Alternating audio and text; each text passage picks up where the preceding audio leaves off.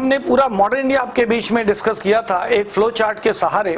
उस flow chart में हमने बताया था कि ऐतिहासिक प्रवाह यानी हम घटनाक्रम के हिसाब से पूरा मॉडर्न इंडिया पढ़ेंगे, अर्थात जीएस होने के बावजूद हम सेलेक्टिव नहीं होंगे कि नहीं साहब बस इतना आता है इतना नहीं आता, हर चीज़ पढ़ेंगे, क्योंकि ये एक फाउंडेशन बैच का क्लास है, ये एक मॉड्यूल बैच का क्लास है जिसमें प्री से रिलेटेड ऑब्जेक्टिविटी हमें आपको तैयार करानी है और मेन से रिलेटेड सब्जेक्टिविटी भी हमें आपकी तैयार करानी है। तो अगर हम ऑब्जेक्टिविटी और सब्जेक्टिविटी की बात करें तो सिलेबस के अकॉर्डिंग हम चलेंगे। कल हमने सिलेबस की चर्चा कर दी थी, फिर से रिपीट कर देते हैं। जो मॉडर्न इंडिया का सिलेबस है आपके जीएस में, उसकी खासियत यह है कि इसमें लिखा हुआ है स्पष्ट कि 18वीं शताब्दी के मध्य से लेकर स्वतंत्रता की प्राप्ति तक और स्वतंत्रता के बाद के काल से रिलेटेड वो मेंस में सवाल आपसे पूछेंगे। 18वीं शताब्दी के मध्य से का अर्थ होता है 1750 के आसपास से, जबकि प्री में मॉडर्न इंडिया जहां से शुरू होता है वो वहां से आपसे पूछेगा। मॉडर्न इंडिया भी नॉर्मली 1707 ईस्वी के बाद से प्रारंभ माना जाता है, लेकिन हम लोग चूंकि हमने मिडिवल हिस्ट्री नहीं पढ़ी है, बहुत से लोगों ने जो पीछे से पढ़ते आ रहे हैं उन्होंने तो पढ़ी है, तो हम इसको मिडिवल हिस्ट्री के उन चैप्टर से भी इसे जोड़ देंगे जहां से आधुनिक भारत के कर्ता धर्ता यूरोपीय व्यापारिक समूह भारत में आने लगे थे। तो पहला टॉपिक हम वहां से उठाएंगे जहां से आधुनिक भारत की पृष्ठभूमि का निर्माण होता है। अब हम क्लास को सीधे स्टार्ट करते हैं क्योंकि समय कम है और बहुत सी चीजें पढ़नी है ना। चलिए, क्या पढ़ना है पहले वो जानना चाहिए। हम ऐतिहासिक प्रवाह में सबसे पहला टॉपिक आपके बीच में लाएंगे यूरोपियों का आगमन, अर्थात यूरोपीय व्यापारिक कंपनियां भारत में आती हैं। इस विषय के आसपास जितना कुछ जरूरी है आपको पढ़ने के लिए वो सब आपको पढ़ाएंगे। अर्थात जिस समय यूरोपीय व्यापारिक कंपनियां आई उस समय वैश्विक परिदृश्य कैसा था, विश्व के मानचित्र के साथ उसे समझेंगे। फिर अगर ये भारत आई तो कब कब आई, भारत में इन्होंने क्या क्या किया और इनके क्रियाकलाप का भारतीय सभ्यता और संस्कृति पर क्या प्रभाव पड़ा, ये सब पढ़ेंगे इस टॉपिक के अंतर्गत। यहां तक कि इन व्यापारिक कंपनियों ने कब कब कहां कहां अपनी व्यापारिक बस्तियां बसाई, जिसे वो फैक्ट्रीज कहते थे, उनके स्थान के नाम वर्ष की श्रृंखला के साथ हम आपको क्लास में देंगे, क्योंकि सुमिलित करने को पूछता है कि इन्होंने पहली फैक्ट्री कहां बनाई, दूसरी, तीसरी, चौथी, या इनका क्रम निर्धारित करें। तो जितनी भी व्यापारिक कंपनियां हैं, जब जब इन्होंने भारत में जहां जहां फैक्ट्री बनाई सबकी लिस्ट भी देंगे।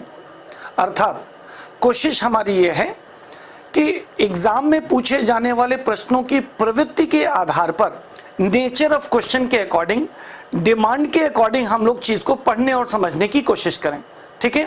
यूरोपियों के आगमन के साथ साथ हम पढ़ाएंगे यूरोपियों के बीच, यूरोपीय समूह के बीच संघर्ष, अराइवल ऑफ यूरोपियंस के साथ हम कॉन्फ्लिक्ट बिटवीन यूरोपियंस टॉपिक को लेंगे। इसमें हम ये समझेंगे कि जो व्यापारिक कंपनियां भारत आईं वो भारत में व्यापारिक एकाधिकार के लिए आपस में संघर्ष करती हैं। कब कब किस किस व्यापारिक समूह से कैसे कैसे संघर्ष होते हैं ये सब यहाँ पर पढ़ेंगे। और फाइनली इसका रिजल्ट होता है the rise of British power, अंग्रेजी प्रधानता की स्थापना हो जाएगी। ये तीन टॉपिक एक इकाई के रूप में, एक यूनिट के रूप में हम लोग पढ़ेंगे। तो आज का हमारा टास्क है कि हम एक साथ इन तीनों चीजों को आपके बीच में हम कंप्लीट करेंगे। यहाँ से केवल प्री के सवाल आपसे पूछे जाएंगे, इसलिए यहाँ केवल हम ऑब्जेक्टिविटी बिल्डअप करेंगे। एक दूसरा टॉपिक हम कल स्टार्ट करेंगे आंग्ल भारतीय संघर्ष से। ये हिस्सा एंग्लो इंडियन कॉन्फ्लिक्ट नाम के टॉपिक से हम कल स्टार्ट करेंगे। यहाँ से प्री और मेंस दोनों के क्वेश्चंस आपको मिलते हैं। अब यूरोपियों के आगमन और अंग्रेजी प्रधानता की स्थापना को समझने के लिए हमें ये तीन चीज समझनी चाहिए। इस तीन चीज में हमें पढ़ना है प्रारंभिक परिस्थितियां। हमें वो प्रारंभिक परिस्थितियां समझनी हैं जिस कारण यूरोपीय व्यापारिक शक्तियां भारत आईं, आज तक नहीं आई थी, इसी समय ऐसा क्या हो गया कि वो भारत आईं। फिर हम पढ़ेंगे घटनाक्रम। इस घटनाक्रम को हम दो हिस्सों में बांटकर पढ़ेंगे। पहला, यूरोपीय कंपनियों का भारत आगमन तथा उनके क्रियाकलाप। उनके क्रियाकलाप। फिर हम आपको पढ़ाएंगे यूरोपीय कंपनियों के बीच हुए संघर्ष, और फिर हम पढ़ाएंगे इसका परिणाम और प्रभाव क्या हुआ। तो इसका परिणाम हुआ कि अंग्रेज प्रधान शक्ति के रूप में उभरे, और प्रभाव यह हुआ कि अंग्रेज न सिर्फ व्यापारिक कंपनियों से लड़कर प्रधान बन गए, बल्कि भारत की राजनीतिक शक्तियों को भी हराते हुए भारत को जीतकर भारत की प्रधान शक्ति बन गए। ये उसका प्रभाव है। अब ये कोई भी एनालाइज कर सकता है कि इतना पढ़ लेने से तो काम चल जाएगा। सवाल ये है कि कितनी सीमा तक हम उन प्रारंभिक परिस्थितियों को पढ़ें जिससे हमारे क्वेश्चन हमें मिल जाएं, क्योंकि हमें वैश्विक परिदृश्य यहाँ पर पढ़ना है। यूरोपीय कंपनियों के भारत आगमन को लेकर के वो कब आए, क्या क्या किया, कितना पढ़ा जाए कि हमारे क्वेश्चन हमें मिल जाएं, ये चैलेंज सबसे बड़ा है। पहला चैप्टर है, इसलिए हम कैसे ये दावा आपको कर देते हैं कि देखो भाई, हम जो पढ़ा रहे हैं इसी से क्वेश्चन फंसेंगे। वो आर्ट आपको सिखाने जा रहे हैं, कोई भी चीज़ मेरी अपनी नहीं है, मैं मरकर ऊपर नहीं ले जाऊंगा, मैं वो योग्यता आपको ट्रांसफर करता हूँ। हर बेसिकली इन बातों को समझ लेता है वही मेरे आगे के क्लास में इंटरेस्ट बिल्डअप कर पाएगा। ठीक है ना, तो ध्यान से सुनते हैं। यहां से स्टेजेस ऑफ स्टडी, इस विषय के अंतर्गत पढ़ने के चरण आपको समझाए जाएंगे। स्टेज नंबर 1, क्या करना है आपको? First, select a topic. कोई एक विषय का आपको चुनाव करना है। हम लोगों ने एक विषय चुन लिया, यूरोपियों का आगमन, यूरोपियों के बीच संघर्ष और अंग्रेजी प्रधानता की स्थापना, यह हमारा विषय हो गया। आप हो सकता है इसकी जगह पर चुनेंगे साइक्लोन, ज्योग्राफी में पढ़ने के लिए। हो सकता है आप साइंस में पढ़ेंगे नैनो टेक्नोलॉजी या स्पेस टेक्नोलॉजी, या पॉलिटी के अंदर आप पढ़ेंगे फंडामेंटल राइट्स के बारे में या चुनाव आयोग के बारे में। तो आपको कोई भी एक टाइटल या टॉपिक सेलेक्ट करना होता है पढ़ाई शुरू करने से पहले। What next? Stage number 2, go through with your previous year questions. अब आपको क्या करना है, अगर कोई टॉपिक ऐसा जो प्री कम मींस दोनों में है तो उसके लिए, और प्री में केवल है तो उसके लिए आपको अब तक प्री में पूछे गए सारे सवाल और मेंस में पूछे गए सारे सवाल एक सरसरी निगाह से देखना है। इंग्लिश में कहे तो बर्ड आई व्यू मारना है आपको। अब मान लीजिए प्री पढ़ रहे हैं तो प्री में आपको आईएएस में पूछे गए सवाल और सारे स्टेट पीसीएस में पूछे गए सवाल को एक सरसरी निगाह से देखना है। भले ही आपको पीसीएस एग्जाम देना हो या ना देना हो, डजंट मैटर। आप केवल आईएएस के विद्यार्थी हो तब भी पीसीएस के सारे क्वेश्चन देखने चाहिए, जिससे ये पता चल सके कि क्वेश्चन विषय से बनते कैसे हैं, किस तरह से क्वेश्चन ओरिजिनेट होते हैं। इसको जब आप कर लेंगे तो आपका दिमाग, जैसे कल मैंने आपको बताया था कि पढ़ाई शुरू करने से पहले उसे जागृत करिए, वो सुषुप्त अवस्था में होता है, उसको जागृत करेंगे, एक्टिवेट करेंगे, तो जो कुछ भी पढ़ेंगे पहली बार में वो दिमाग की परमानेंट मेमोरी में शिफ्ट हो जाएगा, तब वो भूलेगा नहीं। तो इसके लिए जरूरी है कि प्री में हम आईएएस और पीसीएस के और मेंस में भी हम आईएएस में पूछे गए सवाल और पीसीएस में पूछे गए सवाल को एक सरसरी निगाह से देखेंगे। पर्पस क्या होगा? इसका पर्पस होगा ट्रेंड एनालिसिस, अर्थात पैटर्न का विश्लेषण करने की योग्यता विकसित करना। मेरी क्लास में है तो इसकी जरूरत ही नहीं पड़ेगी, सब मैं ही करता आऊंगा। लेकिन अगर आप खुद से कर रहे हैं तो ये आपको सीखना पड़ेगा। यहां दो चीजें आपको करना है, एक नंबर ऑफ क्वेश्चंस,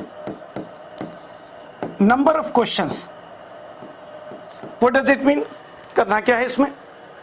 मान लीजिए कि हम हिस्ट्री पढ़ रहे हैं और हिस्ट्री में हमने एक टॉपिक उठाया यूरोपियों का आगमन, तो हमें ये देखना है कि विगत 20 से 25 वर्षों में यूरोपियों के आगमन से सवाल पूछता भी है कि नहीं पूछता है, कम पूछता है कि ज्यादा पूछता है। तो इससे उस पर्टिकुलर टॉपिक या यूनिट की इंपॉर्टेंस समझ में आ जाएगी और उसी के अकॉर्डिंग हम उसको इन डेप्थ में पढ़ेंगे या नहीं पढ़ेंगे। दूसरा, nature of question, nature of questions. Nature of questions में हमने अगर यूरोपियों का आगमन उठाया या नेशनल मूवमेंट उठाया तो हम ये पढ़ेंगे कि किस किस टाइप के सवाल कमीशन ने आज तक हमसे पूछे। फॉर एग्जाम्पल, कोई भी विषय हो, साइंस हो, ज्योग्राफी हो, पॉलिटी हो, इकोनॉमी हो, हिस्ट्री हो, एक क्वेश्चन कमीशन पूछता है कॉन्सेप्ट बेस्ड क्वेश्चन।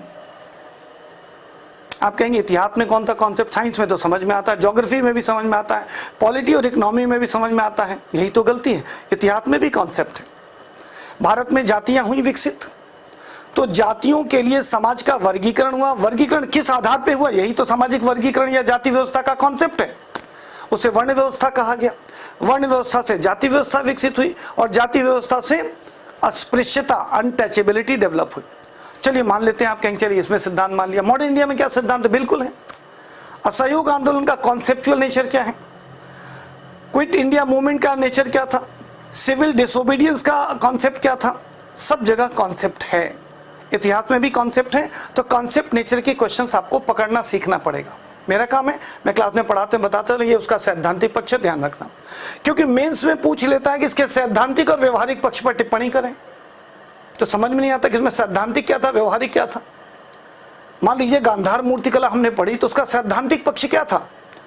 गांधार मूर्तिकला का सैद्धांतिक पक्ष ये था कि वहां भारतीय विषय को रोमन शैली में अभिव्यक्त किया गया है और उसे आध्यात्मिकता के स्थान पर सौंदर्यपरक मूर्तिकला का रूप दे दिया गया। ये उसका सैद्धांतिक पक्ष है। तो वहां उद्देश्य कुछ था, अभिव्यक्ति कुछ और थी। तो वहां पर सिद्धांत के हिसाब से कॉन्सेप्ट और फैक्ट, हिस्ट्री जिसके लिए बदनाम है, कोई भी चैप्टर पढ़ें तो देखेंगे उसमें कौन से फैक्ट्स या फैक्ट्स बेस्ड कैसे क्वेश्चन पूछे गए। जैसे यूरोपियों के आगमन में कौन सी यूरोपीय व्यापारी कंपनी कब कब आई, फैक्ट। कहां कहां फैक्ट्री स्थापित की, फैक्ट। कब कब फैक्ट्री स्थापित की, फैक्ट। तो फैक्ट से भरा है इतिहास, फैक्ट भी पढ़ना है। ज्यादातर विद्यार्थी जो फेल हो रहे हैं वो केवल फैक्ट्स पढ़ते हैं। And third, analysis based question, विश्लेषण। यूरोपियों के आगमन का भारतीय सभ्यता संस्कृति पर प्रभाव, इन सभी के आपस में लड़ने का भारतीय सभ्यता संस्कृति पर प्रभाव, अंग्रेजों के प्रभावी होने का भारतीय सभ्यता संस्कृति पर प्रभाव। ये हो गया analytical questions. Sometime statement based question पूछ देता है, कोई कथन दे देगा, जैसे दे दिया कि ब्रह्मा के मुंह से ज्ञान लेकर ब्राह्मण, भुजाओं से शक्ति लेकर क्षत्रिय, जंघाओं से वैश्य और पैरों से शूद्रों की उत्पत्ति हुई है। एक स्टेटमेंट दे दिया। स्टेटमेंट में कॉन्सेप्ट पे भी सवाल पूछ सकता है कि इसका अर्थ क्या है। फैक्ट पूछ सकता है कि ये स्टेटमेंट कहां से लिया गया है, और एनालिसिस पूछ सकता है इससे भारतीय जाति व्यवस्था किस तरह से इंडिकेट होती है। तो स्टेटमेंट को कई तरह से आपसे पूछा जा सकता है। Next, statement and assertion based question. एक कथन दे देगा और कारण दे देगा। स्वतंत्रता के समय भारत में अस्पृश्यता विद्यमान थी, कथन। स्टेटमेंट, भारतीय जाति व्यवस्था ने अस्पृश्यता को जन्म दिया था, कारण। और नीचे 4 ऑप्शन दे देगा कि कथन कारण सही हो और कथन की व्याख्या कारण कर रहा हो तो ए टिक कर दीजिए, कथन कारण सही हो लेकिन व्याख्या न कर रहा हो तो बी टिक कर दीजिए, कथन सही हो कारण गलत हो तो सी टिक कर दीजिए, और कथन गलत कारण सही हो तो डी टिक कर दीजिए। ऐसे क्वेश्चन सबसे ज्यादा आपको प्रभावित करते हैं। ऐसे क्वेश्चन के आंसर आप तब दे सकते हैं जब आपका कॉन्सेप्ट, फैक्ट और एप्लीकेशन तीनों पर नियंत्रण हो, तभी आप ऐसे क्वेश्चंस के आंसर दे पाएंगे। And last, miscellaneous nature of question. कोई 2 फैक्ट को सुमेलित कर देगा, इंस्टीट्यूशन के नाम दे देगा, जैसे आर्य समाज, ब्रह्म समाज, रामकृष्ण मिशन और वेद समाज, और इनके संस्थापक के नाम दे देगा, मिसमैच कर देगा। किस वर्ष स्थापित हुए, मिसमैच कर देगा। ऐसे कहेगा सुमेलित करें। या कोई 2 स्टेटमेंट दे देगा और पूछ लेगा कि दोनों सही है, केवल एक सही है, या दोनों गलत है। ये मिसलेनियस नेचर ऑफ क्वेश्चंस हैं। ये सारे क्वेश्चंस अगर कॉन्सेप्ट, फैक्ट और एप्लीकेशन है तो बड़े आसानी से आपके सॉल्व हो सकते हैं। तो हमेशा क्लास के पहले कोई भी विषय पढ़ने से पहले इतना होमवर्क क्या विद्यार्थी वर्ग आप करते हैं? यदि नहीं तो आप कमांड के दावे नहीं कर सकते। हम कर कर आपके बीच में आते हैं, इसलिए हम कह पाते हैं कि इससे बाहर के रेंज में सवाल बने ही नहीं पिछले 25 साल में। और अगर कोई अपवाद कभी कमीशन ने बना भी दिया तो आपको पता है 40% क्वेश्चन छोड़ने के बावजूद प्री पास कर जाते हैं आप, क्योंकि कट ऑफ मेरिट 55 से 60% ही जाती है। इसका मतलब हर subject, geography, history, polity, economy, science, सभी सब्जेक्ट में आप 40% क्वेश्चन छोड़ के भी आते हैं तो भी आप प्री पास कर सकते हैं। तो आपको थोड़ा सेलेक्टिव होना होगा, और वो सेलेक्टिविटी कैसी होती है इसी से डिसाइड होगी। इसके लिए आपको प्रीवियस ईयर क्वेश्चंस पढ़ाई शुरू करने से पहले केवल देखना है, सॉल्व नहीं करना है, एक सरसरी निगाह से देखना है। What next? स्टेज नंबर 3, इसमें है सेल्फ स्टडी। सेल्फ स्टडी में आपको सबसे पहले काम करना है NCERT के बुक्स को पढ़ना है। मॉडर्न इंडिया में सिर्फ एक किताब पढ़नी है, 12 स्टैंडर्ड पर लिखी गई विपिन चंद्रा साहब की ओल्ड NCERT और नई वाली NCERT, क्योंकि आजकल कुछ सवाल नई NCERT से भी पूछ रहा है, क्योंकि पुरानी NCERT आज से 30 से 50 साल पहले के वर्जन हैं। 30 से 50 साल में बहुत से नए रिसर्चेज हुए हैं, वो नई वाली NCERT में आई है। बच्चा हमसे कहता है फिर पुरानी क्यों पढ़े सर? नई पढ़ लेते हैं। नई के अलावा पुराना इसलिए पढ़ना है क्योंकि पुरानी NCERT में जो लिखने का पैटर्न है वो विषय की गंभीरता के साथ लिखा गया। नई वाली NCERT बच्चों के लिए रुचिकर बनाने के नाम पर वो खिलवाड़ कर दिया गया है। आप देखेंगे कि किताब में 50% तो इमेजेस और फोटो डाल दिए गए कि बच्चा चित्र देखने के इंटरेस्ट से हर पन्ना पलट दे, और NCERT पुरानी वाली देखेंगे तो 10% पे भी आपको इमेज नहीं मिलेगा, और वर्ड बड़े डेंस, बहुत एक दूसरे से सटा सटा कर लिखे गए, अर्थात ज्यादा तथ्य वहां पर आपको मिलेगा। तो पुरानी भी पढ़िए, नई भी पढ़िए, सिर्फ एक NCERT पढ़िए। इसके अलावा आपको स्टैंडर्ड बुक्स पढ़नी है। अगर हमने आज टॉपिक उठाया यूरोपियों का आगमन और अंग्रेजी प्रधानता की स्थापना, हम इसमें 3 चीजों को समझेंगे तो बात समझ में आ जाएगी। प्रारंभिक परिस्थितियां, घटनाक्रम, परिणाम एवं प्रभाव। अब प्रारंभिक परिस्थितियों की चर्चा के लिए हम थोड़ा सा वैश्विक मानचित्र के साथ बात को आपके बीच में लाने की कोशिश करेंगे। ठीक, चलिए इस विश्व के मानचित्र पर थोड़ा सा ध्यान देंगे तो बात को हम समझाने की आपको कोशिश कर रहे हैं। ठीक, ये एक विश्व का मानचित्र है जिसमें पूरा विश्व हमने नहीं लिया है, क्योंकि जिस समय की घटना का हम जिक्र करने वाले हैं उस समय तक अमेरिका नाम के महाद्वीप की खोज ही नहीं हुई थी। 1494 तक यानी 15वीं शताब्दी तक अमेरिका महाद्वीप पृथ्वी पर है, इसकी खोज नहीं हुई थी, इसलिए अमेरिका को हमने इसमें से हटा रखा है, जिससे बड़े स्क्रीन पर चीजों को समझा सके। अब जरा ध्यान से सुनिएगा, हम अंतरराष्ट्रीय परिस्थितियां आपको समझाने जा रहे हैं कि किन परिस्थितियों से प्रेरित और प्रभावित होकर यूरोपीय व्यापारिक कंपनियां भारत आती चली गई। चलिए, भारत आने के पहले सबसे पहले जो भारत में कंपनी आती है वो थे पुर्तगाली। ठीक है, हमारे देश में सबसे पहले आए थे पुर्तगाली। भारत पहुंचे थे 17 मई 1498 ईस्वी को। इसके पहले कोई भी व्यापारिक कंपनी, यूरोप की कोई भी शक्ति भारत नहीं पहुंची थी। एक्सेप्शनली प्रथम शताब्दी ईस्वी के आसपास फादर सेंट टॉमस नाम का एक पादरी स्थलीय मार्ग से भारत आया था और बेचारे की हत्या कर दी गई। वो ईसाई धर्म का प्रचार प्रसार कर रहा था, लेकिन वो वापस नहीं जा पाया। तो आधुनिक भारत में यूरोपीय लोग भारत क्यों आए इसे समझाना चाह रहे हैं, इसलिए इस मानचित्र का हम सहारा ले रहे हैं। ध्यान से देखिए, इस समय यानी 1498 का मतलब 15वीं शताब्दी। जब हम बात करते हैं 15वीं शताब्दी, इसका मतलब 1401 से लेकर 1500 तक के बीच के 100 साल के काल को 15वीं शताब्दी कहा जाता है। तो 1401 से 1500 के बीच का मतलब 1498 15वीं शताब्दी है। इसमें भी इतिहास में 2 शब्द इस्तेमाल होता है, पूर्वार्ध और उत्तरार्ध। ठीक है, तो पूर्वार्ध का मतलब 50 के पहले यानी 1401 से 1450 तक का काल, और उत्तरार्ध का मतलब होता है 1450 से 1500 तक के बीच का काल। तो 15वीं शताब्दी के उत्तरार्ध में ये लोग हमारे महाद्वीप में पहुंचे। क्यों पहुंचे, उस समय पूरी वैश्विक स्थिति क्या थी, जरा उसे समझ लें। ये देखिए, भारत आपको दिखाई दे रहा है, इंडिया लिखा हुआ है। ये कुछ नीले रंग की आड़ी तिरछी रेखाएं आपको दिख रही हैं, ये कुछ लाल रंग की आड़ी तिरछी रेखाएं दिख रही हैं। तो पहले मैं क्लियर कर दूं, ये जो लाल रेखाएं हैं ये स्थलीय व्यापारिक मार्ग हैं, यानी ये लैंड ट्रेड रूट कहलाते थे। लाल वाले लैंड ट्रेड रूट्स हैं, यानी स्थलीय व्यापारिक मार्ग हैं। पश्चिमी चीन से शुरू होकर ये आगे तक जो प्रवाह बढ़ रहा है, इसी को सिल्क रूट कहा गया है। इसको रेशम मार्ग कहा गया है। रेशम मार्ग का मतलब इस पर व्यापारिक गतिविधियों में रेशम का निर्यात अधिक होता था चाइना से। हालांकि और बहुत सी चीजें इस पे आती और जाती थी, लेकिन ये अपने रेशम की महत्ता के लिए विशेष रूप से मशहूर था। तो ये रेशम मार्ग था जो लाल वाला आप देख रहे हैं। नीले रंग के जो मार्ग देख रहे हैं ये जलीय व्यापारिक मार्ग हैं, ठीक है। तो ये नेवल ट्रेड रूट है। तो ये पानी के रास्ते से व्यापार होते थे, कहाँ कहाँ, ये उसको दिखा रहा है।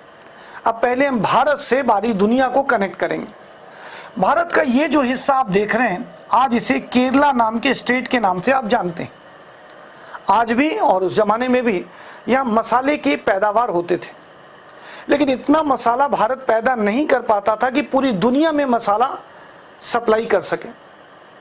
इसीलिए भारत के चेट्टी टाइटिल के व्यापारिक समूह के लोग दक्षिण पूर्व एशिया के चूलिया मुसलमान व्यापारियों के साथ मिलकर ट्रेड करते थे और हिंद महासागर के व्यापार पर लगभग कंट्रोल रखते थे।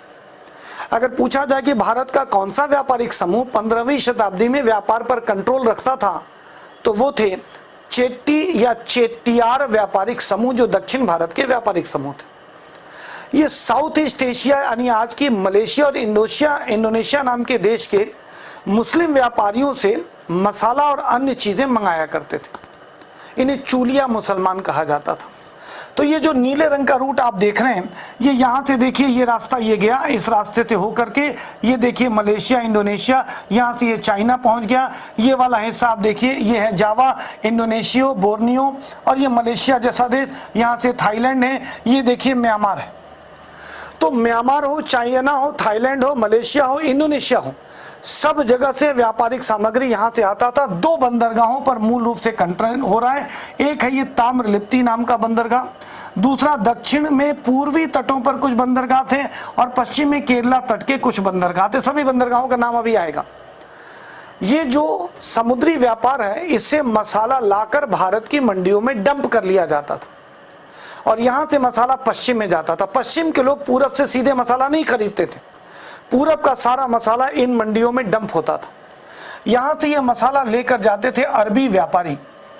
ये इस रास्ते से होते हुए, ये है भरूच बंदरगाह, ये है कराची का बंदरगाह, ये है ग्वादर बंदरगाह, ये है बहरीन का बंदरगाह। इस रास्ते से होते हुए वो अरब क्षेत्र तक जाते थे, या इस रास्ते से होकर लाल सागर होकर के वो व्यापार के लिए यहाँ पहुँचते थे और सारा मसाला अरब प्रायद्वीप में डंप होता, ठीक है। और यहाँ से ये रेशम रूट पर आने वाले व्यापारियों के साथ मिलकर के यहाँ से इस समुद्री मार्ग से होता हुआ ये अंततः पहुँच जाया करता था इटली। इटली में वेनिस नाम का बंदरगाह सबसे ज़्यादा मशहूर था। ये है रोम नाम का बंदरगाह। यहाँ से सारे यूरोप में मसाला फैला दिया जाता था। यूरोप में मसाला एक जरूरी खाद्य पदार्थ था। वजह, यूरोप साल के 3 से 5 महीने भारी बर्फबारी से ढका रहता है। खाने का एक तिनका, घास का एक तिनका तक नहीं पैदा होता, लिहाजा लोग प्रिजर्व फूड खाते हैं। जब फ्रिज नहीं आविष्कार किया गया था, तब भी ये इस ठंडे प्रदेश का फायदा उठाते थे। ये बर्फबारी होने से पहले पशुओं को मार लेते या वनस्पतियों को इकट्ठा कर लेते, जमीन में गड्ढा खोदते और पत्तियों की एक लेयर बिछा देते, उसके ऊपर ढेर सारा समुद्री नमक डाल देते। फिर जीवों को, मरे हुए जीवों के ऊपर मसाले का लेप लगा करके, नमक का लेप लगा करके उसे टेंडर करके फिर वो नीचे रख देते। उसके ऊपर फिर ढेर सारा नमक, फिर पत्ती रख करके ऊपर से मिट्टी से ढक देते और अगले 3 से 5 महीने या 6 महीने तक आवश्यकता के अनुसार थोड़ा थोड़ा उसमें से मांस निकाल करके खाते या वनस्पतियां निकाल कर खाते। या अपने घर के गोडाउन में बहुत सुरक्षित जगह पर मसाले के पानी में और नमक के पानी में मांस को डुबोकर सूखने के लिए रख देते। जैसे हम लोग अचार खाते हैं, पीकल्स खाते हैं, उस तरीके से वो मांस और वेजिटेबल्स खा लिया करते थे। इन दोनों ही परिस्थितियों में मसाले की बड़ी आवश्यकता होती थी और दुर्भाग्य से मसाला इस इलाके में पैदा ही नहीं हो सकता, क्योंकि मसाला इस ठंडे प्रदेश में नहीं पैदा हो सकता। प्राकृतिक रूप से वो ऊष्म और गर्म जलवायु में ही पैदा होगा और ऐसे क्षेत्र में ये हमारा भारत का पश्चिमी तट केरला और दक्षिण पूर्व एशियाई देशों में ऐसे मसाला पैदा होते थे। तो ये है मसाला व्यापार का डिस्ट्रीब्यूशन पूरे विश्व में।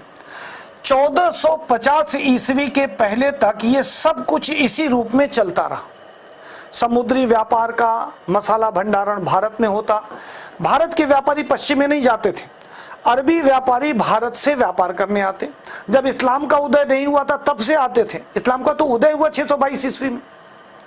पैगंबर मोहम्मद साहब का जन्म हमने आपको पढ़ा 570 ईस्वी में। 610 में ज्ञान की प्राप्ति हुई, 622 में मक्का से मदीना जाते हैं और इस्लाम का प्रचार प्रसार शुरू करते हैं।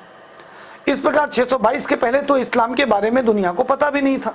तब भी अरबी व्यापारी आते थे। जब इस्लाम के जानकार हो गए, इस्लाम को मानने वाले हो गए, तब भी आने लगे। सो कुल मिलाकर अरबी व्यापारी भारत से मसाला ले जाकर यहाँ डंप करते और यहाँ से यूरोप को सप्लाई किया करते थे। ये सब कुछ बहुत सामान्य गति से चलता रहा। लेकिन इसी बीच में एक घटना घटती। और घटना क्या घटी? घटना घटी कि अरबी प्रायद्वीप में इस्लाम का उदय हुआ और फिर इस्लाम को मानने वाले नए नए अभी जो मुसलमान बने थे उन्होंने इस्लाम का प्रचार प्रसार शुरू किया। और इसी प्रचार प्रसार के दौरान इस्लाम अरबी प्रायद्वीप से बाहर निकला। वो इराक पहुंचा, वो ईरान पहुंचा, वो सीरिया पहुंचा, मिस्र पहुंचा और इसी दौरान वो तुर्की भी पहुंचा, जिसे आज हम लोग तुर्की कहते हैं। ये इस जमाने में बैजेंटाइन साम्राज्य था। बैजेंटाइन साम्राज्य था, ठीक है, जिसकी राजधानी थी कुस्तुनतुनिया।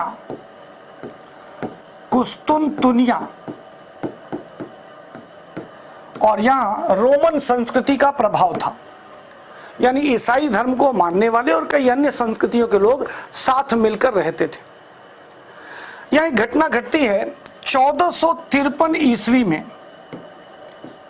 1453 ईस्वी में यहां पर इस्लाम को मानने वालों ने इसे विजिट कर लिया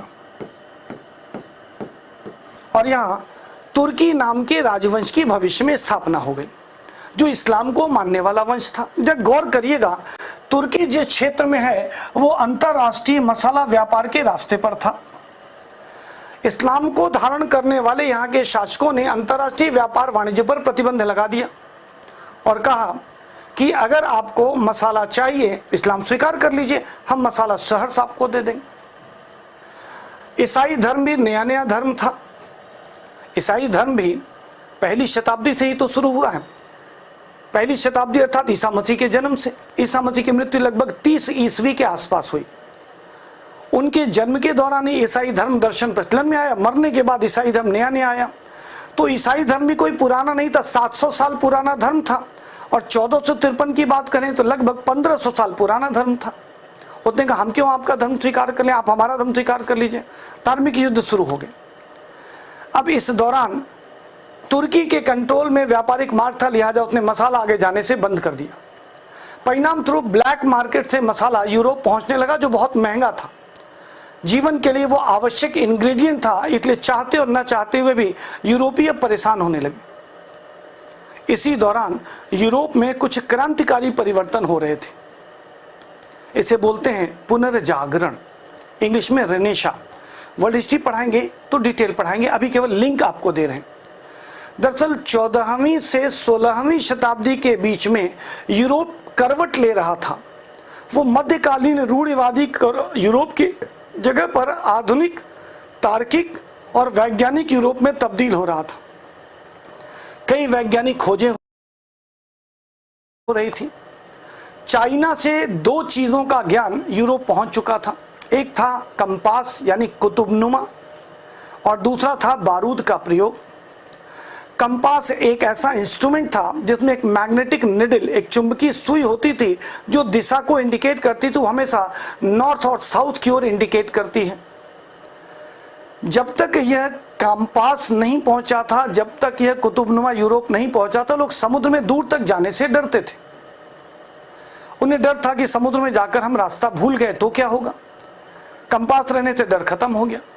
इस दौरान पुनर्जागरण के कारण कई वैज्ञानिक खोज हो रहे थे। उसमें से जलयान प्रौद्योगिकी में क्रांतिकारी परिवर्तन हुआ।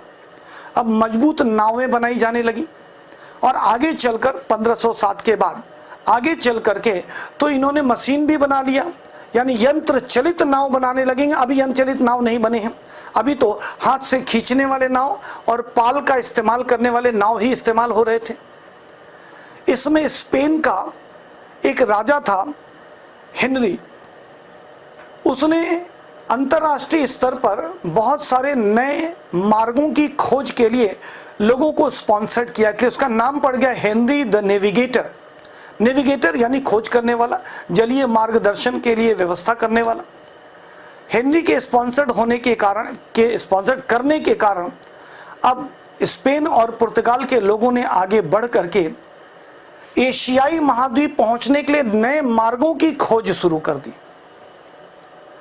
अब वो इस मार्ग से आ नहीं सकते थे क्योंकि इस मार्ग पर इस्लाम को मानने वाले मुसलमानों का कब्जा था, जो कहते थे इस्लाम स्वीकार करो, नहीं तो माने जाने नहीं देंगे, माल नहीं खरीदने देंगे। लिहाजा उन्होंने एक नया विकल्प तलाशा। इसके लिए हम एक दूसरा मैप आपके बीच में इस्तेमाल करेंगे। ठीक, एक विश्व का मैप हम आपके बीच में दिखा रहे हैं। ये अमेरिकी महाद्वीप है, ये यूरोपीय महाद्वीप है, ये अफ्रीका है और ये है एशिया, जिसमें ये भारत का हिस्सा हमने आपको दिखाया। मैं भारत को थोड़ा सा डार्क कर देता हूं जिससे कि आप उसे पहचान सकें दूर से ही।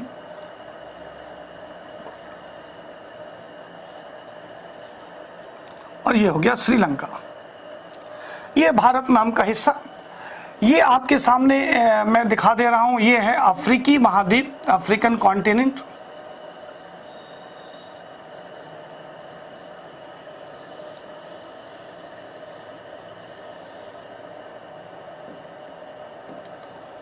ये अरब प्रायद्वीप का इलाका ब्लैक सी के साथ,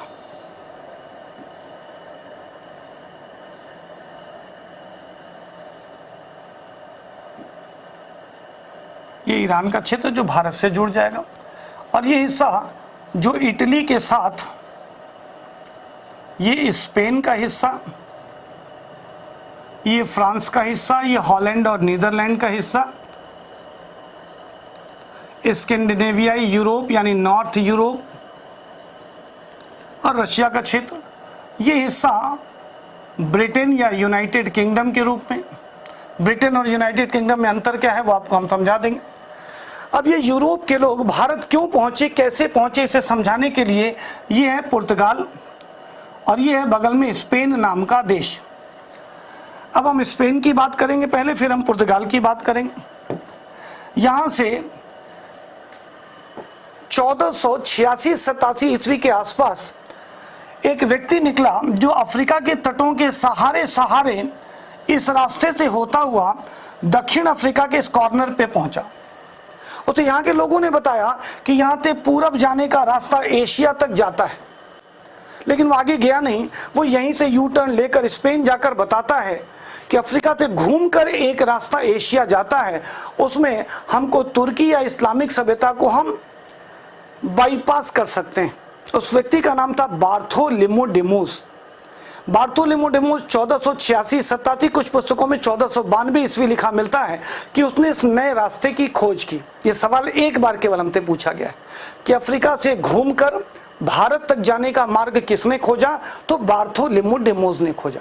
ठीक, एक क्वेश्चन आपको मिलता है। दूसरा, इस बात से प्रोत्साहित होकर के एक व्यक्ति निकला भारत की खोज में। रास्ते में उसका नाव भटक गया और वो लहरों के सहारे चलता हुआ पहुंच गया इस इलाके में। कौन था वो व्यक्ति? उस व्यक्ति का नाम है कोलंबस। कोलंबस ने पहली बार 1494 ईस्वी, कुछ पुस्तकें में 1492 ईस्वी लिखा मिलेगा, अमेरिका की खोज कर दी। तो अमेरिका का खोजकर्ता कौन सुमेलित करने को पूछा जा चुका है? कोलंबस। बड़ी दुर्घटनावश स्थिति में बड़ी मुश्किल से जिंदा लौटा। नाव पर उसके रहने वाले सभी यात्री लगभग मारे गए। जब वो यहाँ पहुंचा तो उसे आश्चर्य हुआ, यहाँ पहले से इंसान रहते थे। 1494 के पहले आधुनिक दुनिया इस अमेरिकी महाद्वीप से परिचित नहीं थी, फिर इंसान कहां से आ गए? भूगोल पढ़ेंगे तो इसका जवाब मिलेगा। मैं केवल शॉर्ट में बताकर आगे बढ़ जाता हूं। ये जो अफ्रीका का उभरा हुआ हिस्सा आप देख रहे हैं और ये जो अमेरिका का गड्ढा आप देख रहे हैं, ये कभी दोनों महाद्वीप एक साथ थे। ज्योग्राफी में इसे हम लोग पढ़ते हैं पैंजिया महाद्वीप के बारे में। ये दोनों महाद्वीप आपस में थे। पृथ्वी का जो ऊपर का सॉलिड हिस्सा दिखता है वो नीचे प्लेटों के सहारे टिका हुआ है। महाद्वीपीय विस्थापन का सिद्धांत भूगोल में पढ़ेंगे, जिससे महाद्वीप एक दूसरे से लगातार दूर हो रहे हैं। कभी ये दोनों महाद्वीप साथ थे। जब अफ्रीका में बंदर से हम इंसान बन रहे थे, उसी समय कुछ लोग, चूंकि ये दोनों हिस्सा एक साथ तो कुछ लोग इस हिस्से में आ गए, फिर ये महाद्वीपीय विस्थापन हुआ, तो वो लोग आदिम जनजाति के लोग यहाँ पर रहे, वही लोग कोलंबस को यहाँ मिले थे। कोलंबस ने गलतफहमी में ये महसूस किया कि वो इंडिया पहुंच गया है, लिहाजा उसने इन्हें इंडियंस माना और मसाले की मांग की। न तो ये इंडिया था, न यहाँ मसाला था। आज भी यहाँ की मूल जनजातियों को रेड इंडियंस कहा जाता है कि उनके चेहरे लाल थे। कोलंबस ने इंडियन नाम दिया था तो नाम दे दिया गया red Indians, so they are red Indians. ठीक है, इस तरह कोलंबस ने खोज कर दी। इसके बाद पुर्तगाल से एक आदमी चला, ये तो दोनों स्पेन से थे। पुर्तगाल से एक आदमी आगे बढ़ा जिसका नाम था वास्को डी गामा, और वो इसी रास्ते को, जिस रास्ते को बार्थोलोमेओ डिमोज ने फॉलो किया था, वो इसे फॉलो करता हुआ पहुंच गया दक्षिण भारत के कालीकट नाम के बंदरगाह पर। कालीकट जो डिस्ट्रिक्ट है उसके पास का बंदरगाह था कप्पकडाबू। कहते हैं कि वो स्मार्ट था, रास्ता न भटके इसलिए उसने अपने साथ एक गुजराती पथ प्रदर्शक यानी गाइड को अपने साथ रख लिया था, जिसका नाम अब्दुल मनीद मिलता है। कुछ पुस्तकों में अब्दुल मजीद लिख दिया गया, इसलिए आप कंफ्यूज होते हैं। 17 मई 1498 ईस्वी को वो भारत के पश्चिमी तट पर मसाला मंडी के पास उसका जहाज रुकता है। मसाला मंडी, कप्पकडाबू, कालीकट, यहाँ पहले से अरबी व्यापारी और भारतीय व्यापारियों के नाव लगे हुए थे, जिन्होंने इन यूरोपीय व्यापारियों का विरोध किया। लेकिन तत्कालीन इस क्षेत्र के जमोरिन की उपाधि रख, जमोरिन नाम तक आपसे पूछा गया है, ये तिथि तक पूछी गई है, कौन पहला व्यापारियों को लीड करता हुआ पुर्तगाली है वो सब पूछा गया। तो पहला पुर्तगाली जो भारत आया उसका नाम था वास्को डी गामा। पहुंचा कब? 17 मई 1498। कहाँ? कालीकट के कप्पकडाबू बंदरगाह पर। किसकी सहायता से पहुंचा? तो अब्दुल मनीद की सहायता से पहुंचा।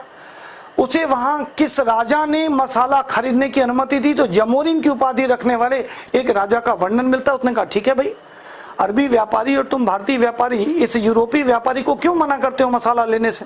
ले जाओ भाई जितना जी चाहे। कहते हैं कि वास्को डी गामा ने नाव में ठूस ठूस कर गरम मसाले, विशेषकर काली मिर्च भर लिए और वो उसी रास्ते से वापस लौटा और पुर्तगाल की राजधानी है लिस्बन। जब लिस्बन में उसने ऑक्शन किया, नीलामी की, तो आने जाने का खर्च काट कर उसे 60 गुना मुनाफा मिला, जो दुनिया के व्यापारिक इतिहास में सबसे महंगा मुनाफा था। इस समय मसाले की भारी क्राइसिस यूरोप में थी, मुंह मांगी कीमत मिली। राजा को बात समझ में आ गई कि ये तो बड़ी अच्छी बात है, तो एक दूसरा व्यापारिक अभियान दल भेजा गया। पहला व्यापारिक अभियान दल आया 1498 में, 1498। दूसरा व्यापारिक अभियान दल भेजा गया। मैं इसे साथ में फैक्ट्स को लेता चलता हूं क्योंकि फिर आपको आगे याद रखने में आसानी होगी। सेकेंड टाइम देखें तो पॉज कर करके आप नोट्स बना सकते हैं। तो पहली बार 17 मई 1498 ईस्वी को वास्को डी गामा कालीकट के कप्पकडाबू बंदरगाह पर पहुंचा। कप्पकडाबू बंदरगाह पर पहुंचा जहां जमोरिन ने उसे व्यापार करने की अनुमति दे दी। इसके साथ कौन था? तो अब्दुल मनीद था। विवाद नहीं करेंगे, आपको अब्दुल मजीद लगता है, आप मजीद याद रखिए। दूसरा अभियान दल भेजा गया 1500 ईस्वी में, ये 1400 ईस्वी 1498। 2 साल बाद दूसरा अभियान दल आया पेड्रो अल्वारेज काब्राल के नेतृत्व में। कौन था ये व्यक्ति? इसने ही दक्षिण अमेरिका में ब्राजील जैसे इलाके की खोज की थी, बाद में जहां स्पेन और पुर्तगाल का कब्जा होगा। तो पेड्रो अल्वारेज काब्राल एक नौसैनिक टीम के साथ, यानी अपनी नावों की सुरक्षा के लिए हथियारबंद सेना के साथ व्यापारियों का एक काफिला लेकर भारत गया और खूब सारा मसाला लेकर वापस आ गया। पुर्तगाली राजा को बड़ा पसंद आया तो 1502 ईस्वी में एक तीसरा अभियान दल भेजा गया। अर्थात अगर हम इसकी लिस्टिंग करें तो पहला अभियान दल इस समय, दूसरा अभियान दल ये, फिर भेजा गया तीसरा अभियान दल 1502 ईस्वी में, और इस बार भी आया वास्को डी गामा।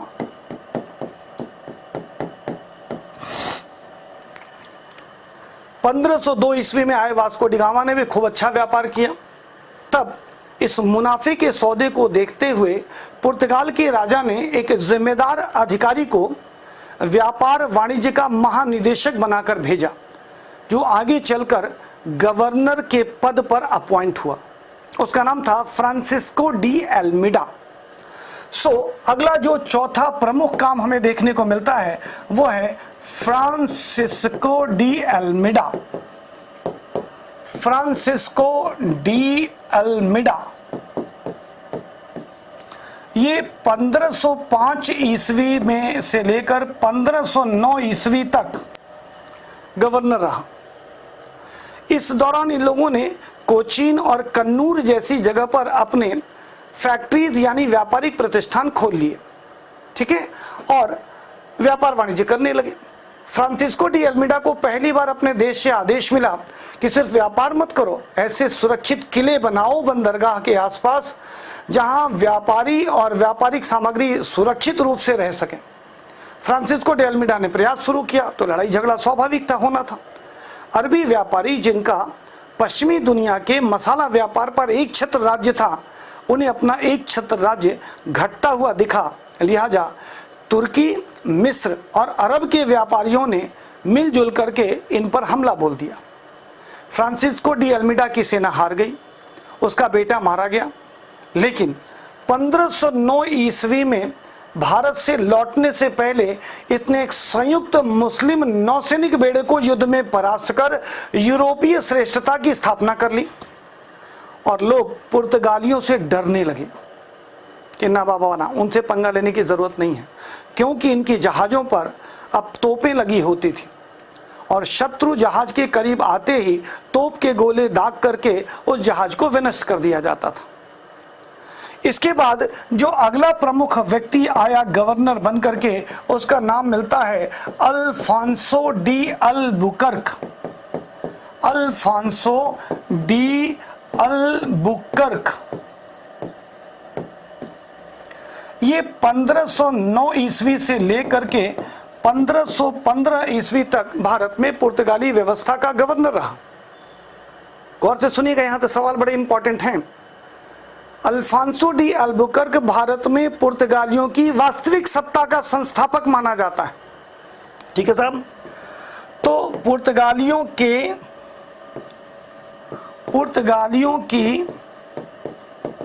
सत्ता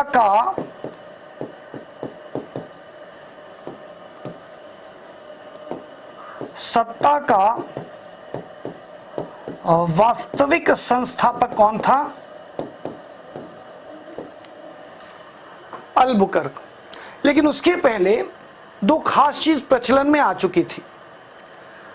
फ्रांसिस्को डी एल्मीडा के समय में पुर्तगालियों ने अपनी व्यापारिक नीति और कार्यशैली इंट्रोड्यूस कर दी थी। और वो शैली क्या थी, इंट्रोड्यूस क्या थी, उसे समझाने के लिए हम पहले अल्फांसो डी अल्बुकर्क को नीचे रख लेते हैं और फ्रांसिस्को डी एल्मीडा को पहले आपके बीच में रखते हैं, जिसे आप जब नोट बनाएं तो इसका सीक्वेंस वही रखिए जिनसे ये सवाल बनेंगे। फ्रांसिस्को डी एल्मीडा के समय में नीले, शांत जल की नीति, ब्लू वाटर पॉलिसी। तो पुर्तगालियों की व्यापारिक नीति क्या कहलाती, आपसे पूछा गया है, तो वो है नीले शांत जल की नीति या ब्लू वाटर पॉलिसी। इसके साथ साथ इन्होंने एक नई व्यवस्था इंट्रोड्यूस की और वो थी कार्टेज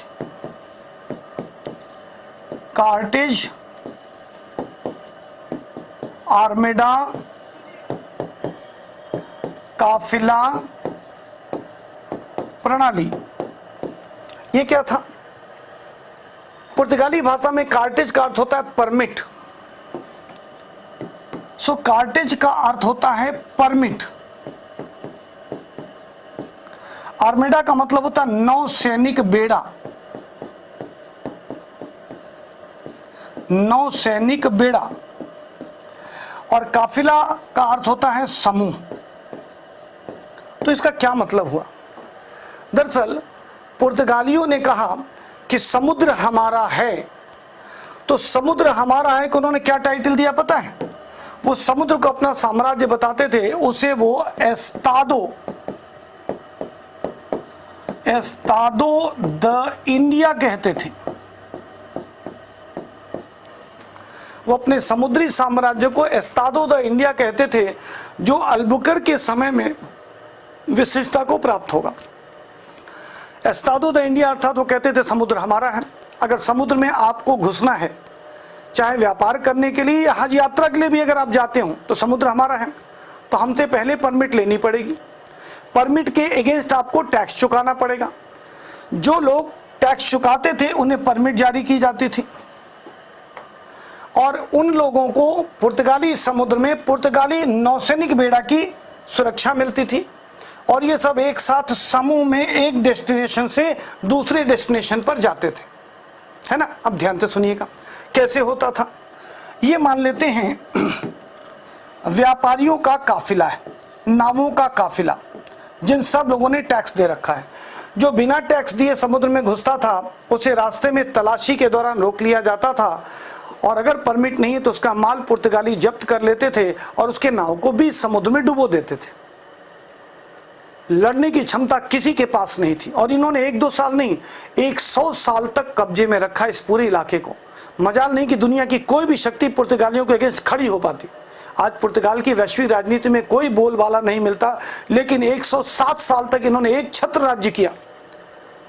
ठीक है, गुंडई से कह लीजिए, बदमाशी से कह लीजिए, ताकत के दम पर कह लीजिए, कोई समुद्र में इनका विरोध नहीं कर पाता था। ये व्यवस्था फ्रांसिस्को डी अल्मीडा के समय शुरू हुई। पुर्तगाली गवर्नर अल्फांसो डी अल्बुकर के समय तक ये पूर्व में मलेशिया से लेकर और पश्चिम में यूरोप तक के पूरे समुद्र, यानी प्रशांत महासागर, हिंद महासागर और अटलांटिक महासागर, तीन महासागरों में पुर्तगालियों की अकेले चलती थी, सिर्फ नौसैनिक श्रेष्ठता के कारण।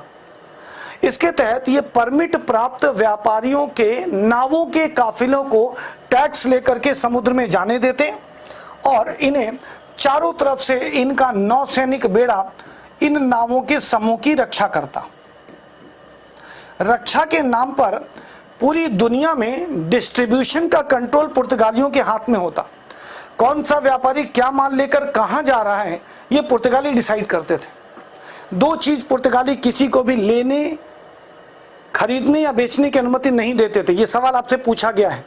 अंतरराष्ट्रीय व्यापार में किन 2 चीजों पर एकाधिकार था पुर्तगालियों का इस दौर में? तो एक था गरम मसाला, विशेषकर काली मिर्च, और दूसरा था बारूद, जिसका कच्चा माल होता था शोरा। तो या तो ऑप्शन में शोरा मिलेगा या बारूद।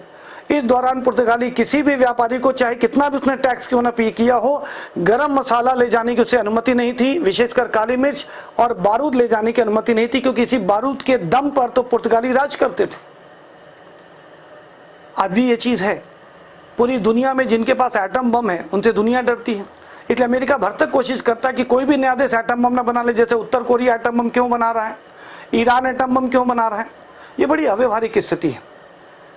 अमेरिका हजारों की तादाद में एटम बम बनाकर रख चुका है। अमेरिका एकमात्र देश है जिसने दुनिया में कभी एटम बम का प्रयोग किया जापान पर, और लाखों लोग मार दिए, और वही दुनिया को नसीहत देता फिरता है कि तुम एटम बम मत बनाओ। ये नसीहत मानवता के नाम पर दी जाती है, जो विशुद्ध रूप से अपना एकाधिकार बनाए रखने की कोशिश है। और आप जिस दौर में जी रहे हैं, IR जब पढ़ेंगे तो समझाया जाएगा कि अब एक दूसरे को चुनौती देने वाली महाशक्तियां आपस में भिड़ने को तैयार हैं। 3 बड़े खिलाड़ी हैं और कुछ प्यादे इसमें आसपास कूद फांद रहे हैं। अमेरिका, चाइना और रशिया 3 बड़े खिलाड़ी। तुर्की, पाकिस्तान, उत्तर कोरिया छोटे फुदकने वाले खिलाड़ी हैं, जो पूरी दुनिया की शांति के लिए कभी भी खतरा बन सकते हैं। इसमें इजराइल और लेबनान की भी भूमिका हो सकती है, तो वो कभी वैश्विक संदर्भ पढ़ेंगे तब। यहाँ भी इस काल में यही चल रहा था। तो इसे उन्होंने नाम दिया था कार्टेज आर्मेडा काफिला प्रणाली। ये किसकी व्यवस्था है? पुर्तगालियों की। कार्टेज का मतलब परमिट, एग्जाम में क्वेश्चन बैंक देखिएगा पूछा गया है। आपको क्वेश्चंस मिलने शुरू हो जाने चाहिए क्लास में, ये ध्यान रखिएगा। अब ये सब फ्रांसिस्को डी अल्मीडा के समय से शुरू हुआ, जो बाद तक हमें देखने को मिलेगा। फ्रांसिस्को डी अल्मीडा के बाद जो अगला गवर्नर जनरल आया, यानी जो 5वें नंबर पर हम आपको लिस्ट दे रहे हैं, उसका नाम है अल्फांसो डी अल्बुकर्क।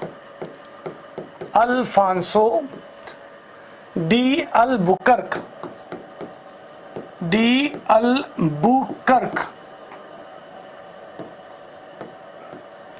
टाइमिंग है इसकी 1509 टू 1515। इसकी खासियत क्या है साहब? इसने 1510 ईस्वी में गोवा जीता। किससे? बीजापुर के इब्राहिम आदिल शाह नाम के शासक से। फिर इसने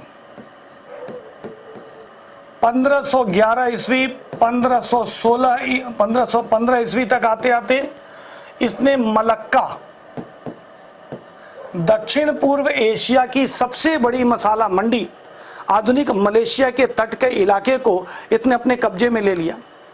इसने मलक्का जीता। इसी समय इसने हरमुज जीता, अरब प्रायद्वीप का वह हिस्सा जो अरब की खाड़ी है, ठीक है, जो अरब की खाड़ी का रास्ता जाता है, उस जगह के कॉर्नर पर बहरीन के निकट का एक बंदरगाह है, उसे इसने जीत लिया। गोवा भी इसने जीत लिया। ये तीन वो इलाके अब पुर्तगालियों के कब्जे में आ गए जिन्होंने अगले 100 साल तक संपूर्ण यूरोपीय व्यापार को अपने नियंत्रण में रखा। चलिए मानचित्र से इसे समझोगे तो ज्यादा बेहतर समझ पाओगे। इस मानचित्र से अगर हम आपको दिखाने की कोशिश करें तो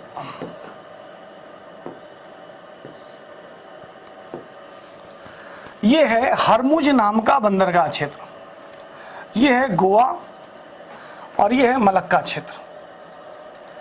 ये जो तीन क्षेत्र हमने आपको दिखाए, ये जो तीन क्षेत्र हम लोगों ने देखे, ये तीन केंद्र इन्होंने कब्जा किए। दक्षिण अफ्रीका जो नीचे ढक गया, यहां पर है मोजाम्बिक। इसके लिए अगर हम लोग दूसरा एक मैप लें तो और स्पष्ट हम आपको दिखा पाएंगे।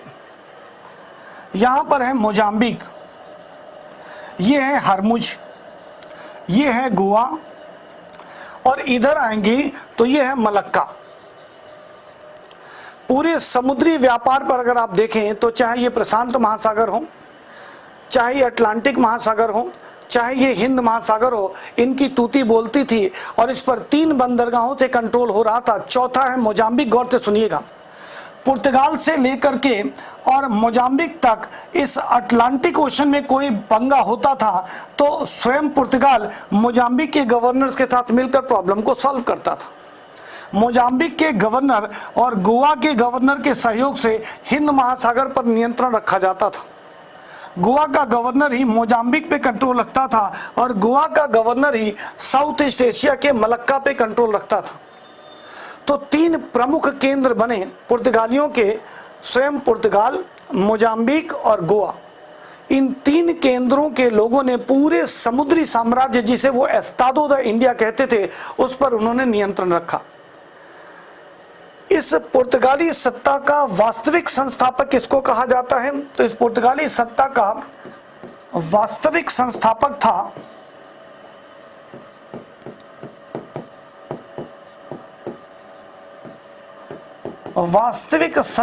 किसे माना जाता है? तो अल्फांसो डी अल्बुकर्क को माना जाता है। अल्फांसो डी अल्बुकर्क की खासियत क्या है? ये भारत में स्थायी राजनीतिक व्यवस्था भी चाहता था, या यूं कहिए ये पुर्तगालियों को स्थायी रूप से भारत बसाना चाहता था। इसलिए इसने एक नई नीति पर कायम किया। इस पर भी सवाल है। इसने पुर्तगाली नवयुवकों को भारतीय स्त्रियों से विवाह करने की सलाह दी और उन्हें ईसाई धर्म में कन्वर्ट कर लिया जाता, और फिर जो बच्चे पैदा होते वो एंग्लो इंडियन के रूप में पैदा होते। और एंग्लो शब्द इस्तेमाल किया था हर यूरोपीय के लिए, वैसे एंग्लो शब्द सिर्फ ब्रिटेन के लिए इस्तेमाल होना चाहिए, लेकिन इस समय ये यूरोपीय समुदाय के लोग भारत के तटीय इलाकों के लोगों से विवाह करते और संतानोत्पत्ति करते। इस प्रकार भारतीय स्त्रियों से विवाह कर पुर्तगाली जनसंख्या बढ़ाने की नीति किस गवर्नर की थी? तो अल्फांसो डी अल्बुकर्क की। तो भारतीय स्त्री से विवाह कर पुर्तगाली जनसंख्या बढ़ाने की नीति किसकी थी? तो वो थी अल्फांसो डी अल्बुकर्क। इस तरह भारत में उसने एक बेस बना दिया। इसके समय में जो राजधानी थी वो थी कोचीन।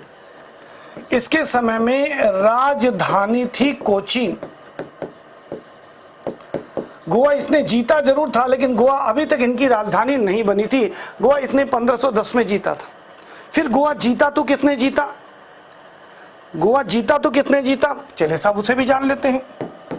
उस व्यक्ति का नाम है Nuno da Cunha. Nuno da Cunha. ये जो इसका समय काल हमें मिलता है वो है 1529 टू 1538 तक। खासियत क्या है?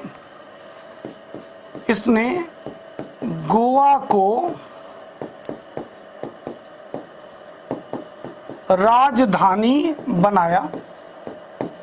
पहली खासियत, इसी के समय में पुर्तगाली भारत के पूर्वी तटों पर भी बढ़ गए। अभी तक केवल पश्चिम तट पर थे, तो इसी के समय में भारत के पूर्वी तटों पर गए। भारत के पूर्वी तटों पर गए। इसी के समय में जापान के साथ भी व्यापार।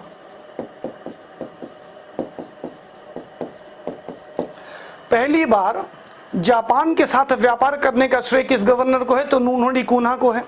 क्या आता था जापान से? चांदी और तांबा भारी मात्रा में वहां से आना शुरू हो गया। पूर्वी तटों पर भी ये ले गया। पश्चिम तटों में भी महाराष्ट्र के आसपास के बहुत सारे छोटे बड़े बंदरगाहों पर इन्होंने कब्जा किया। इसके समय तक आते आते मैक्सिमम व्यापारिक बस्तियां जो अभी हम लिस्ट आपको देंगे वो सब के सब इसके समय तक आते आते स्टैब्लिश हो चुकी थी। और आगे बढ़ते हैं,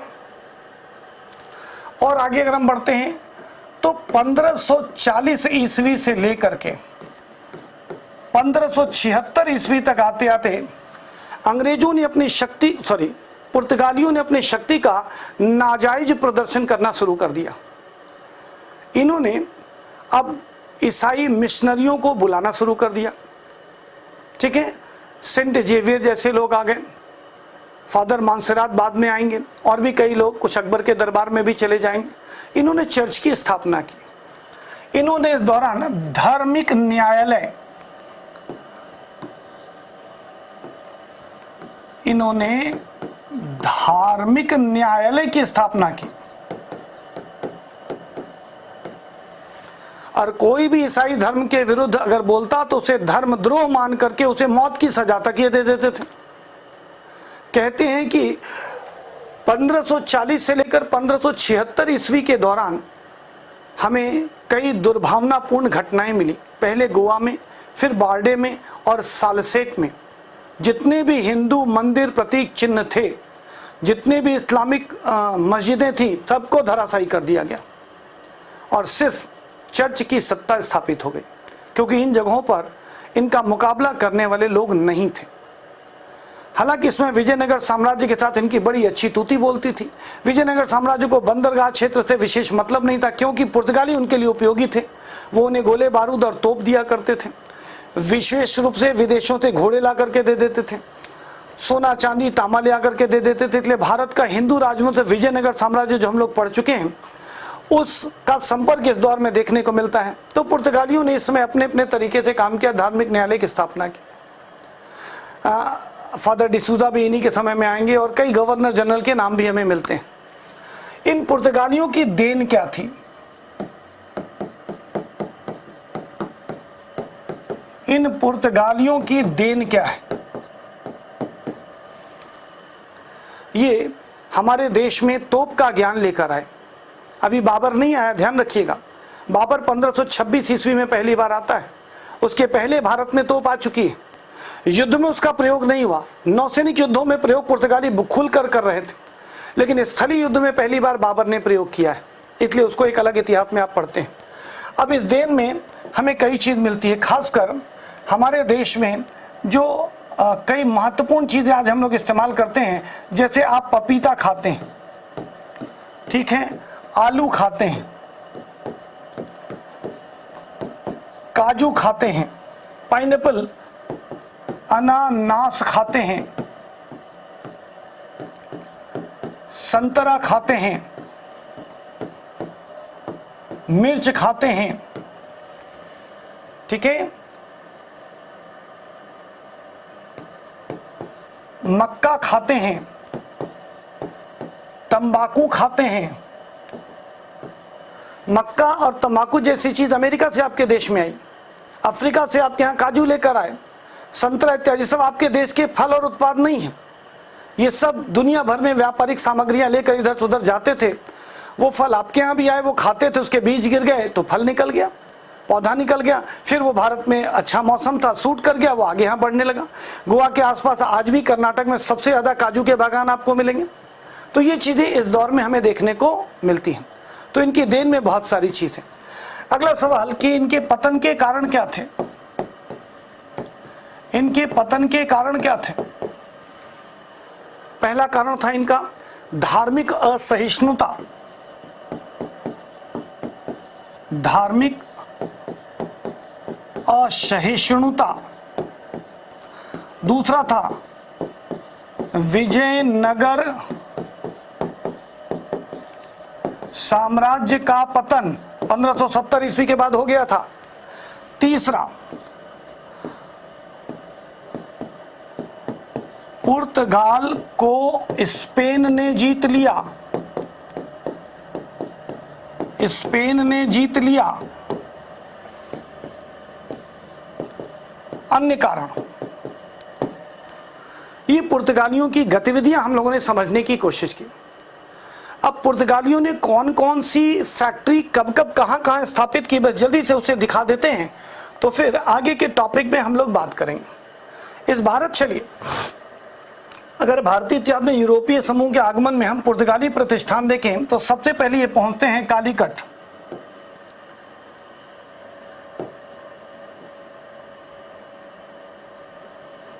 सबसे पहले ये पहुंचेंगे कालीकट। कब कडाबू कब? 1498 ईस्वी में। उसी क्रम से मैंने एक जगह लिस्टिंग कर दी है कि आपको लिखाने में टाइम वेस्ट न करना पड़े। फिर कोचीन 1503 ईस्वी में इन्होंने यहाँ पर अपनी व्यापारिक बस्ती बसाई। दूसरे नंबर पर 1505 में इन्होंने कन्नूर को स्थापित किया। गोवा को 1510 में जीता और 1530 में इसे राजधानी बनाई। बेसिन या बसीन को 1534 ईस्वी में जीता नूनो डी कून्हा के समय में। चटगांव और सतगांव 1534 नूनो डी कून्हा के समय में। दीव 1535 नूनो डी कून्हा के समय में। दमन 1554 ईस्वी कून्हा के बाद। हुगली 1537 ईस्वी में नूनो डी कून्हा के समय में। नागपट्टनम 1507 ईस्वी।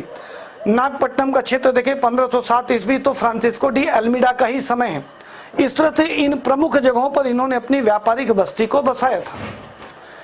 यहाँ तक हमने पुर्तगालियों के बारे में केवल आपको समझा दिया। अभी सिर्फ आपको यूरोपियों के आगमन का बैकग्राउंड समझाया